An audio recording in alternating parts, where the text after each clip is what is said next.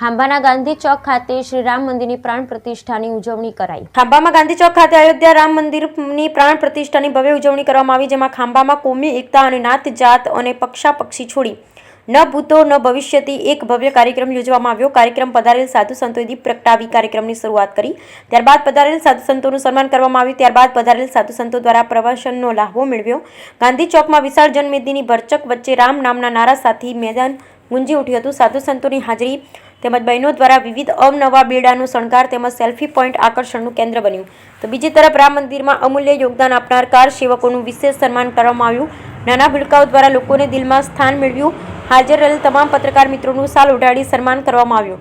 અંતે તેમજ બહેનો દ્વારા રાસ ગરબાનો કાર્યક્રમ યોજવામાં આવ્યો હતો। કાર્યક્રમમાં સરપંચ શ્રી બાબુભાઈ ખુમાણા, જિલ્લા પંચાયત સદસ્ય શ્રી અરવિંદભાઈ ચાવડા, નીરુભાઈ રાઠોડ, ડોક્ટર કીર્તિભાઈ બોરીસાગર સહિતના સામાજિક રાજકીય આગેવાન, વિવિધ સમાજના અગ્રણી સહિત બહોળી સંખ્યામાં ગ્રામજનો હાજર રહ્યા। સંપૂર્ણ કાર્યક્રમનું સંચાલન રાજુભાઈ હરિયાણી દ્વારા કરવામાં આવ્યું। બ્યુરો રિપોર્ટ ભાવેશભાઈ મકવાણા, ખાંભા।